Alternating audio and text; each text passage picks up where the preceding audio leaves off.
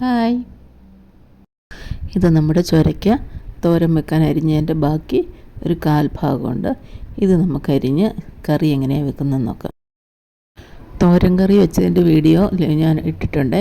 അപ്പോൾ അത് കാണാത്തവരൊന്ന് കയറി കാണണം, ലിങ്ക് കൊടുത്തേക്കാവേ.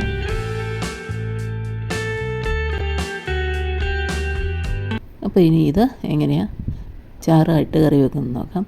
അതിനുവേണ്ടി ഇതിൻ്റെ അകത്തെ കുരു ഒന്നും കളഞ്ഞിട്ടില്ല, കാരണം ഇത് ഒട്ടും വിളഞ്ഞിട്ടില്ല, പിഞ്ചാണ്, കുരു ഒട്ടും മൂത്തിട്ടില്ല. അപ്പോൾ ഇതിൻ്റെ കുരു കൂട്ടി അങ്ങോട്ട് അരിഞ്ഞെടുക്കാം. തോരന് കുരു കളഞ്ഞാണ് അരിഞ്ഞത്, കാരണം ഇതിനകത്ത് ഒത്തിരി വെള്ളമയമുണ്ട്. കുരുവും കൂടെ കൂട്ടി അകത്തേതും കൂടെ കൂട്ടി അരിയുമ്പം ഒത്തിരി കുഴഞ്ഞു പോകും, അതുകൊണ്ടാണ്. അപ്പോൾ ഇതിന് നമുക്ക് അകത്തേതൊന്നും കളയണ്ട, ഇങ്ങനെ കഷ്ണങ്ങളാക്കിയിട്ട് അരിഞ്ഞെടുക്കാം. ഇനി ഇത് കറി വെക്കാൻ ആവശ്യമായിട്ടുള്ള ബാക്കി ഇൻഗ്രീഡിയൻസ്: സവോള അരിഞ്ഞത്, തക്കാളി, പച്ചമുളക്, വെളുത്തുള്ളി, ഒരു ചെറിയ സവോളയും ചെറിയ തക്കാളിയാണ്, എരിവിനാവശ്യമായിട്ടുള്ള മുളകും. ഇനി വേണ്ടത് ഉണക്കച്ചെമ്മീൻ എടുത്ത് വെച്ചിട്ടുണ്ട്. ഇത് നമുക്ക് കഴുകി വാലും തലയൊക്കെ കളഞ്ഞ് വൃത്തിയാക്കിയെടുക്കാം. ചട്ടി ചൂടാക്കി എണ്ണ ഒഴിച്ചു, കടുക് പൊട്ടിച്ചു. കടുക് പൊട്ടി വരുമ്പോൾ സവോള ചേർക്കാം. സവോളയും പച്ചമുളകും വെളുത്തുള്ളിയും കൂടി ചേർക്കാം. അതൊന്ന് മൂത്ത് വരട്ടെ.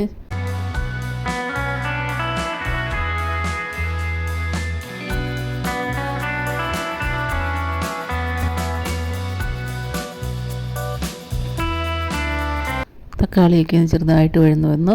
അപ്പോൾ അതിലേക്ക് ആവശ്യത്തിന് ഉപ്പ് ചേർത്തു, മഞ്ഞൾപ്പൊടി ചേർത്തു. ഇനിയൊന്ന് ചെറുതായിട്ട് ഒന്നുകൂടെ വഴറ്റിയെടുക്കാം. അതിനുശേഷം നമുക്കിതിലേക്ക് തക്കാളിയും കൂടെ ചേർത്ത് നന്നായിട്ടൊന്ന് വഴറ്റാം.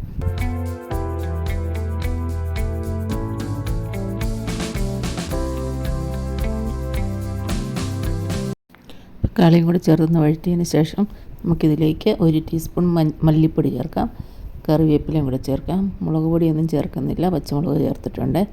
ഇനി നമുക്കിതിലേക്ക് കഴുകി ക്ലീൻ ചെയ്ത് വെച്ചേക്കുന്ന ഉണക്കച്ചെമ്മീനും കൂടെ ചേർക്കാം.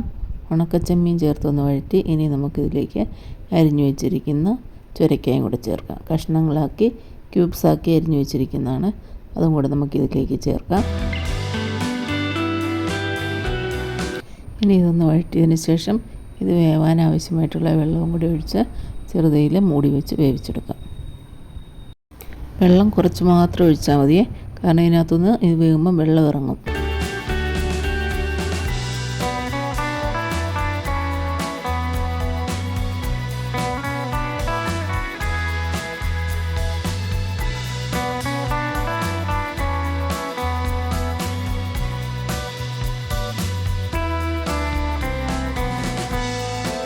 ഇപ്പോൾ ഇത് നല്ലപോലെ വെന്ത് പറ്റി വന്നിട്ടുണ്ട്. ഇനി അതിലേക്ക് തേങ്ങ അരച്ചത് ചേർക്കാം. തേങ്ങ മാത്രമായിട്ട് നന്നായിട്ട് അരച്ചെടുത്താണ്.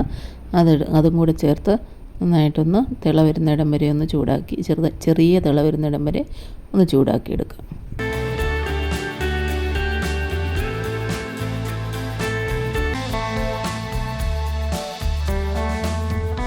കറി നന്നായിട്ട് ചൂടായി വന്നിട്ടുണ്ട്. അതിലേക്ക് കുറച്ച് കറിവേപ്പിലയും കൂടി ഇട്ട് ഒന്ന് ഇളക്കിയതിന് ശേഷം നമുക്ക് തിളച്ച് പോകുന്നതിന് മുമ്പ് ഓഫാക്കാം. അങ്ങനെ ചുരയ്ക്ക കൊണ്ടുള്ള നമ്മുടെ സൂപ്പർ ഒഴിച്ചുകറി റെഡി ആയിട്ടുണ്ട്. എല്ലാവരും ഒന്ന് ഉണ്ടാക്കി നോക്കണേ, നല്ല സൂപ്പർ ടേസ്റ്റിയാണ്. ഇഷ്ടപ്പെട്ടാൽ ലൈക്ക് ചെയ്യാനും കമൻറ്റ് ചെയ്യാനും മറക്കരുതേ. അപ്പോൾ എല്ലാവർക്കും ബായ്.